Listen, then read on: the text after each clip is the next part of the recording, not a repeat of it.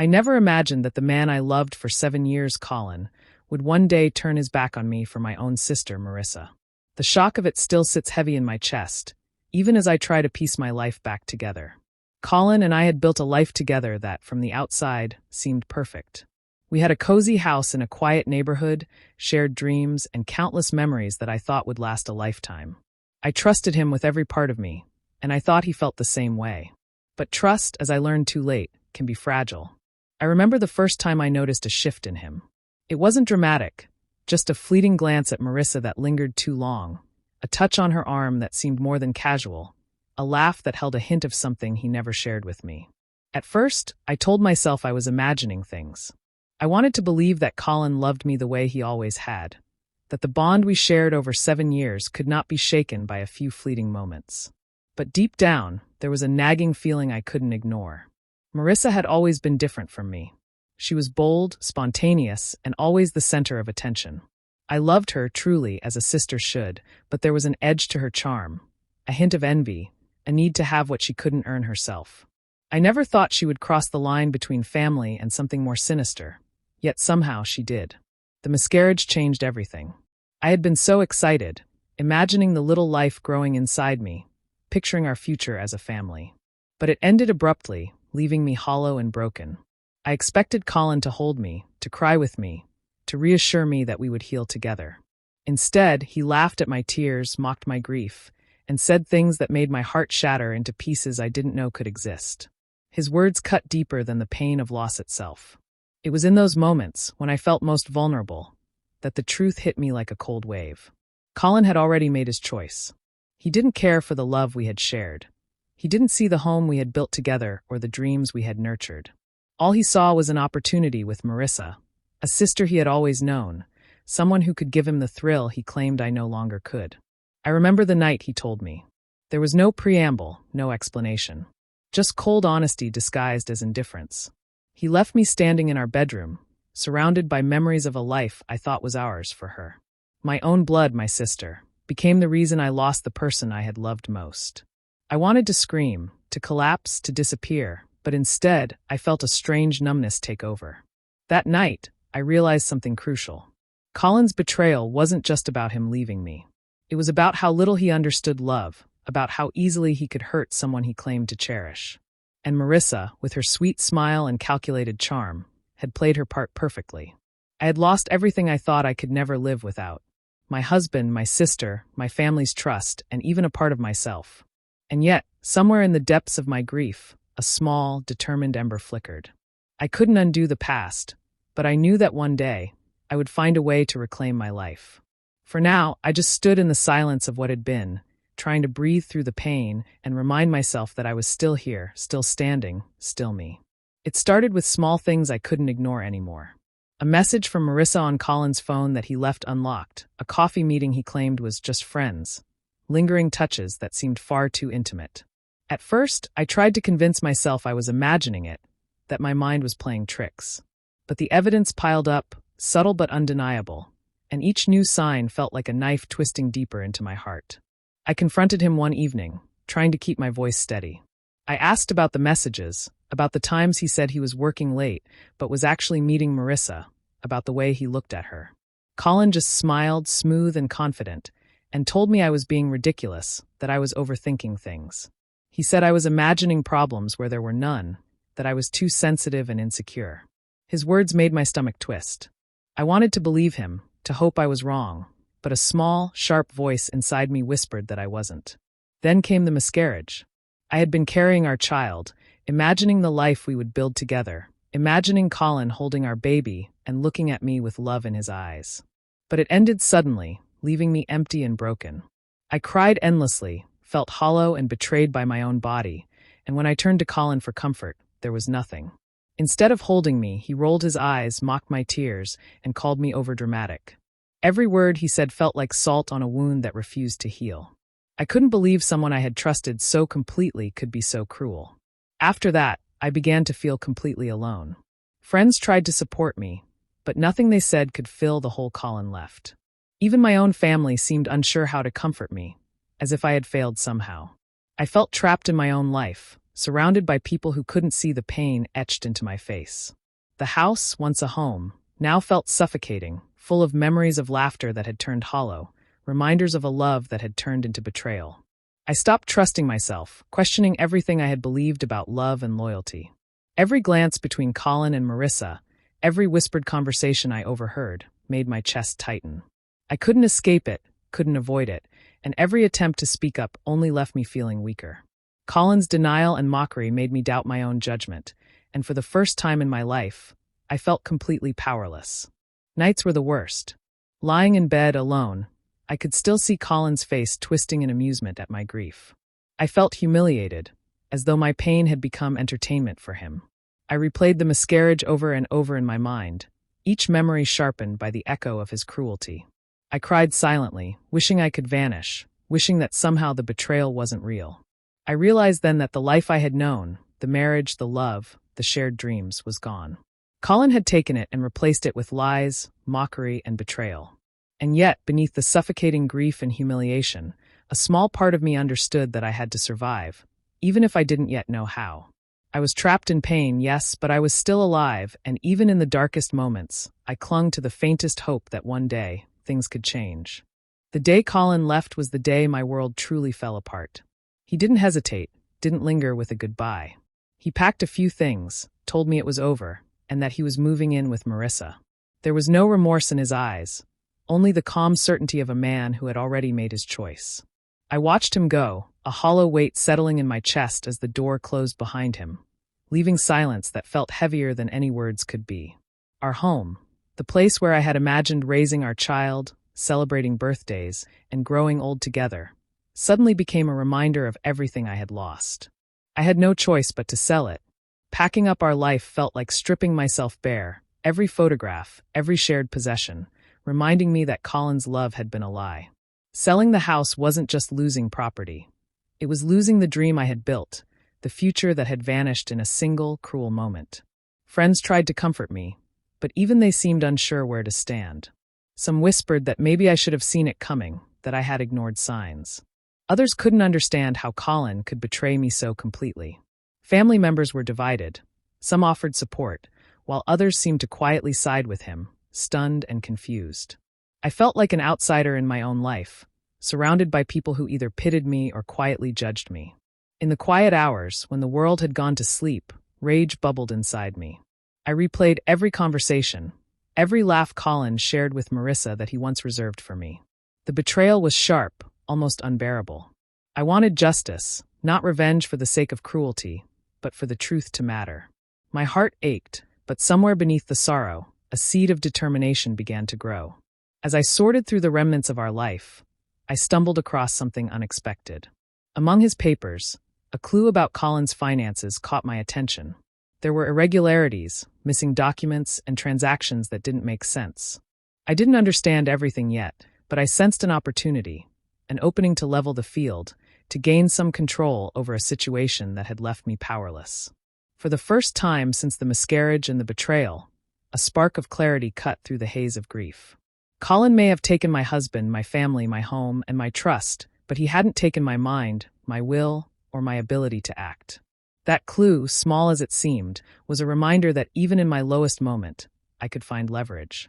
I lay awake that night, thinking about the life I had lost and the man who had shattered it. Rage and betrayal coursed through me, but alongside it was a growing sense of purpose.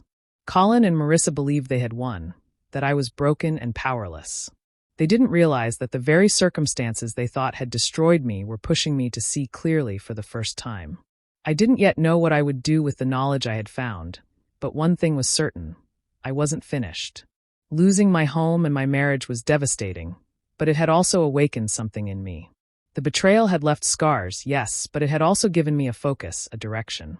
And I knew deep down that the next chapter of this story wouldn't be dictated by Colin or Marissa. It would be mine. I found a small apartment not far from the life I had lost. It wasn't much, just a modest space with plain walls and creaky floors, but it was mine. For the first time in months, I felt a sliver of control, a place where I could breathe without reminders of Colin and Marissa at every corner. Moving in was like pressing a reset button, small but necessary, a step toward reclaiming the life I had almost let slip away. Once settled, I began quietly observing. I started keeping track of Colin and Marissa's routines, their habits, the way they spent money, the places they frequented.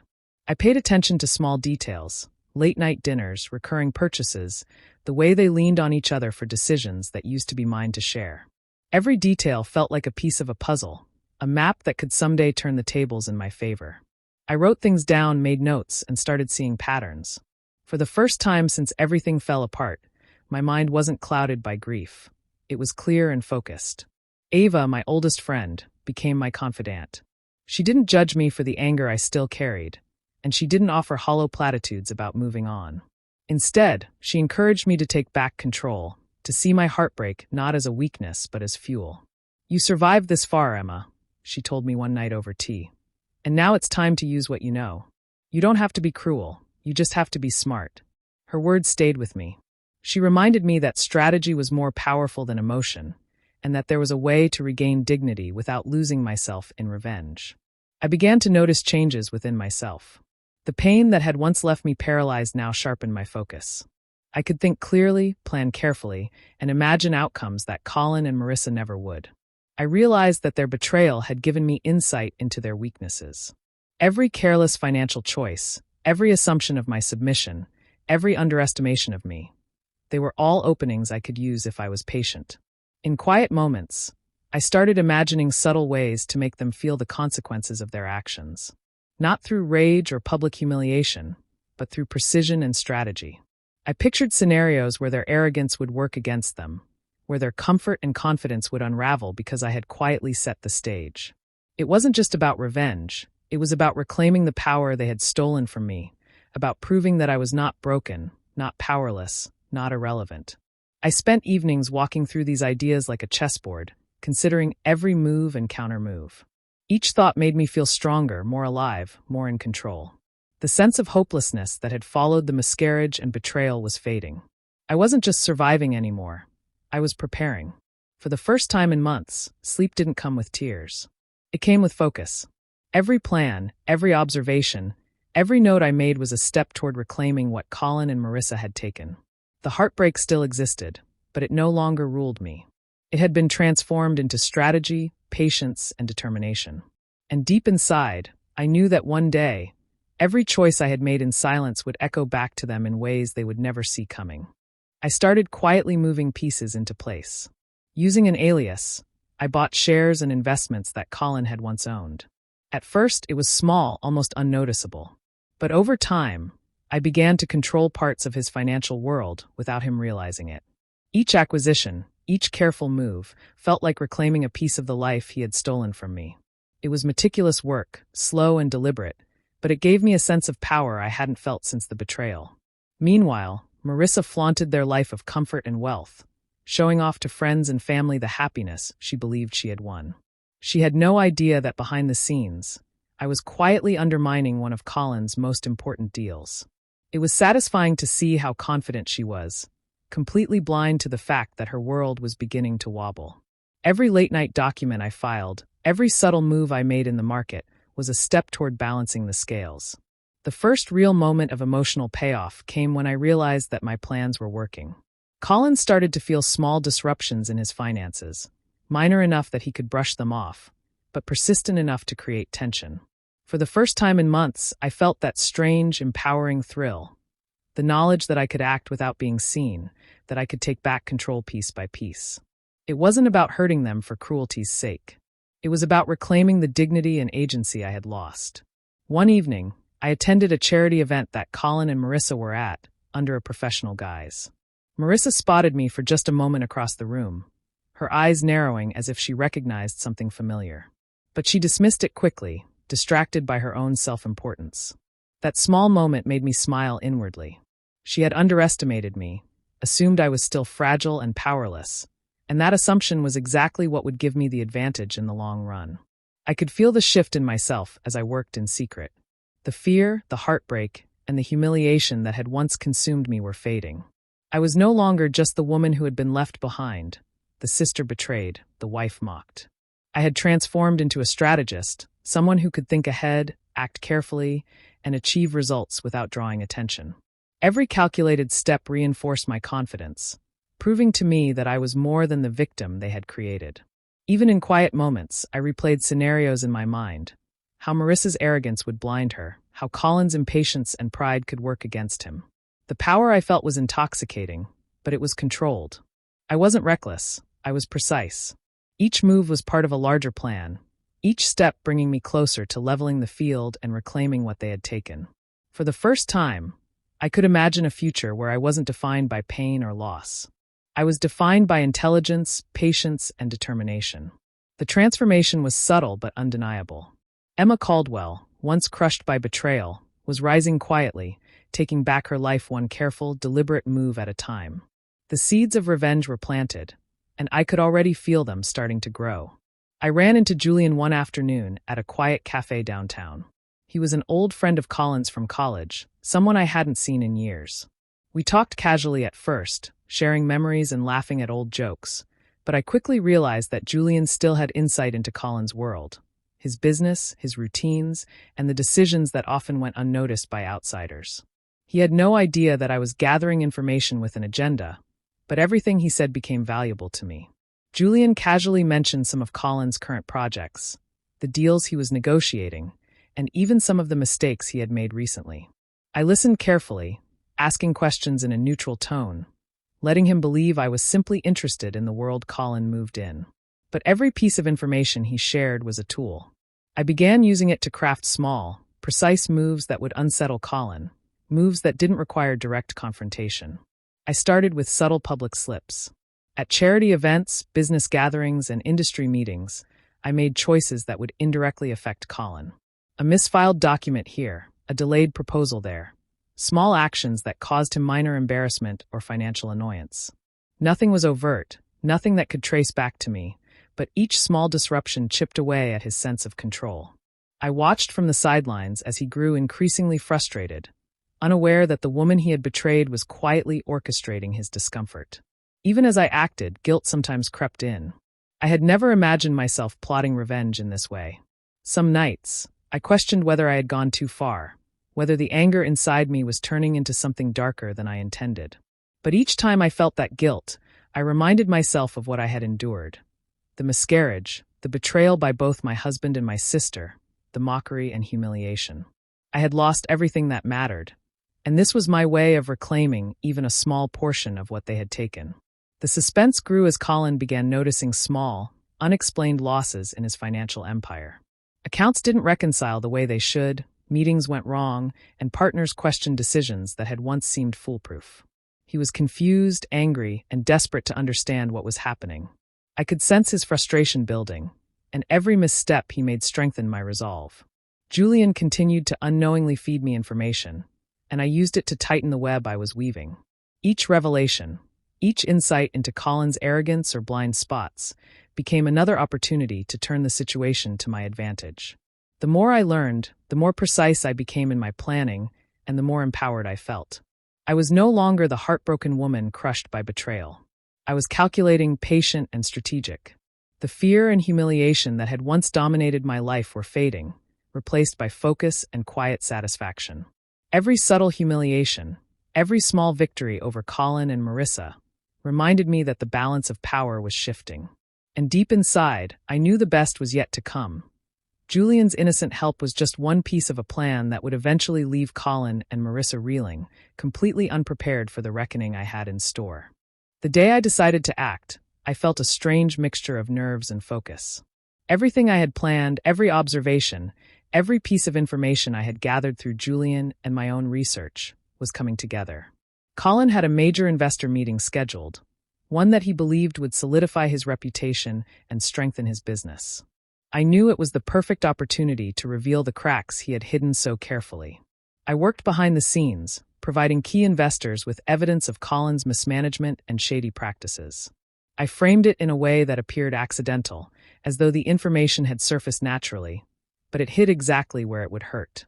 Colin walked into the room with his usual charm and confidence, unaware that the foundation of his success was about to shake.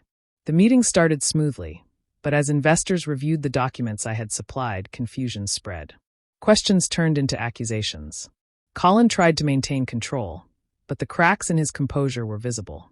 His charm faltered, and he stumbled over explanations that had once seemed foolproof. Every interruption, every doubt cast by the investors, was a small victory for me, a silent confirmation that my long hours of planning were paying off.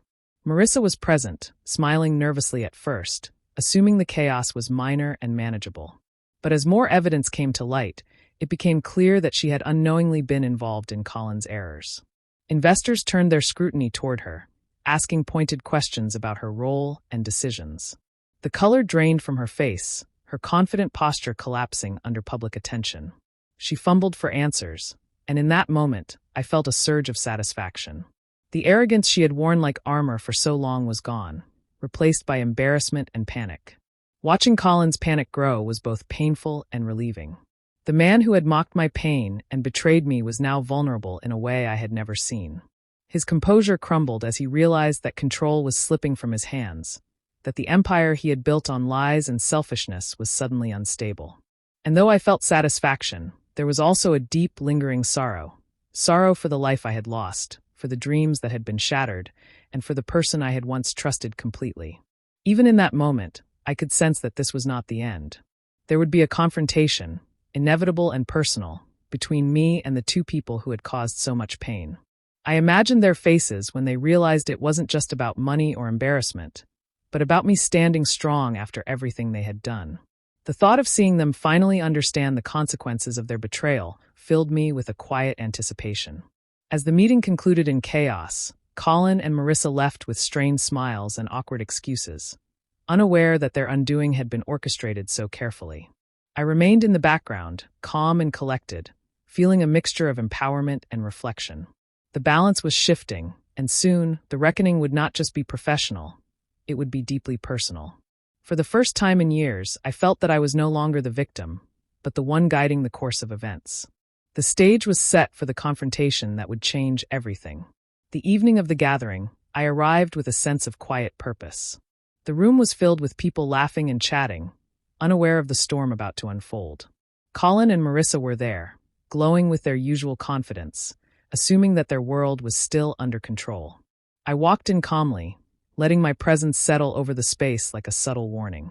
I didn't need to yell or create a scene. Everything I had planned over months was about to speak for itself. I approached them directly, my voice steady and measured. "Colin, Marissa, we need to talk," I said, and immediately all eyes turned toward us. Colin's confident smile faltered slightly, sensing the seriousness in my tone. Marissa blinked, unsure how to respond, trying to hide the unease that was quickly spreading across her features. I could see the first cracks appearing in the facade they had both relied on for so long. I laid out everything calmly, explaining that I knew about their betrayal, the way they had humiliated me, and how their actions had affected my life. I spoke of the miscarriage, the mockery, and the manipulation, but not in a way that begged for sympathy. I spoke with clarity, revealing the consequences of their choices, the financial setbacks, the public embarrassment, and the crumbling of the image they had worked so hard to maintain. Marissa's response was immediate and sharp. She lashed out, her voice trembling between anger and desperation, accusing me of overreacting, of holding grudges, of imagining things. But I didn't flinch. I let her words fade against the weight of truth I had gathered. Every argument she threw at me was met with calm clarity, and each attempt to justify herself only revealed her vulnerability. Colin tried to step in, attempting to defend himself, to offer excuses, but the evidence I had carefully orchestrated spoke louder than any words he could manage. His confidence faltered, his charm failed him, and he stammered under the scrutiny of those around us. The room felt heavy with tension, but I remained composed, the eye of a storm that had been brewing for years finally centered on me. What struck me most in that moment was the contrast between my calm and their desperation. I had been the one hurt, humiliated, and mocked, yet I was the one standing tall. My dignity, built slowly through patience, strategy, and careful planning, shone in the room. They were unraveling, while I reclaimed the narrative that had been stolen from me. As the confrontation ended, I didn't need to scream or seek revenge through violence. I had won through truth, through strategy, and through the careful exposure of their choices. Colin and Marissa were left flustered, powerless to regain the image they had so arrogantly assumed they controlled. I walked away knowing that the power had shifted entirely. I had reclaimed my life, my story, and my dignity, Not by destruction, but by proving that truth, patience, and strategy are stronger than betrayal. For the first time in years, I felt free, empowered, and in control. The confrontation wasn't the end. It was the affirmation of everything I had worked toward, the final proof that I was no longer a victim, but the author of my own story. After the confrontation, I knew it was time to turn the page and rebuild my life completely. I found a small, cozy house on the outskirts of town, a place that felt like a fresh start. It wasn't grand, but it was mine, safe, comfortable, and full of possibility. I painted the walls in soft colors, arranged furniture the way I liked, and for the first time in years, I felt a sense of home that belonged entirely to me. Alongside the new home, I started a small business I had always dreamed of opening, but had put aside during my marriage. It was a boutique consulting firm, helping local entrepreneurs organize and grow their ventures. Each day, I poured my energy into work, finding purpose and pride in my accomplishments. Watching the business grow reminded me that life could be rebuilt, that setbacks could be transformed into opportunities, and that strength often emerges from the hardest experiences. Colin and Marissa faded from my daily thoughts, but I knew the chaos I had orchestrated in their lives was still unfolding. Their public embarrassment and financial losses were inevitable consequences of their choices. I heard whispers through mutual acquaintances. Colin struggled to regain investor confidence, and Marissa's reputation in the social circles she had relied on was shaken. It wasn't my intent to ruin them for the sake of revenge alone, but seeing the balance finally shift gave me a quiet satisfaction I had never expected. Slowly, I began opening my heart again. I started dating carefully and cautiously, aware of the lessons life had taught me. I didn't rush into relationships or trust blindly, but I allowed myself to feel connection and companionship. Each new encounter reminded me of the value of knowing my own worth and the importance of setting boundaries. I was no longer the woman who tolerated betrayal. I was someone who demanded respect, honesty, and care. Sometimes, in quiet moments, I reflected on the miscarriage and the betrayal by both Colin and Marissa. The memories were painful, but I no longer saw them only as tragedies. They had been the catalyst for my transformation. They forced me to confront my strength, to develop resilience, and to find empowerment in the midst of heartbreak. What once had felt like the end became the foundation for a new beginning, a life built on my own terms. The sense of peace I felt was unlike anything I had known during my marriage. I moved through my days with confidence, no longer defined by past pain or humiliation. My revenge had been measured, strategic, and effective, but more importantly, I had reclaimed my story. I had turned suffering into action, betrayal into clarity, and loss into opportunity. As I stood in the sunlight streaming through the windows of my new home, I felt a calm satisfaction. Life was no longer about what Colin and Marissa had taken from me. It was about what I had built for myself. I had restored my dignity, rebuilt my dreams, and found inner strength I hadn't realized I possessed. For the first time in years, I felt truly whole, free, and ready to embrace the life I had always deserved. I sat at my desk one quiet evening, pen in hand, and began writing a letter. Not to send, not to confront, but for myself. I poured everything onto the page. The betrayal, the heartbreak, the miscarriage, the humiliation, and the careful steps I had taken to reclaim my life. Each word was a release, a way to untangle the emotions that had held me captive for so long. Writing it down gave me clarity and a sense of finality. It wasn't about revenge anymore. It was about understanding, acceptance, and closure. As I wrote, I realized that the hardest part had been forgiving myself. I had blamed myself for trusting Colin, for believing in Marissa, for hoping that love and family would protect me. But in that moment, I allowed myself to let go of the guilt and self-blame.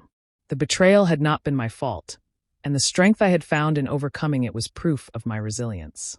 Forgiving myself was the final step in truly reclaiming my life. I didn't need to forgive Colin or Marissa. They had made their choices, and they were now living with the consequences. Rumors reached me of Colin struggling to rebuild his reputation, wary of who he could trust, hesitant in every business decision. Marissa, once confident and flaunting her charm, had become cautious, often second-guessing her actions. They were both constrained by the fear and financial weakness that had come from their own deceit. It was subtle, quiet justice, the kind that needed no dramatic display, only time to reveal the truth. Turning my focus outward, I decided to use my experience to help others. I began mentoring women who had suffered betrayal, heartbreak, or manipulation in their relationships. I shared my story carefully, emphasizing lessons learned, strength gained, and the importance of reclaiming personal power.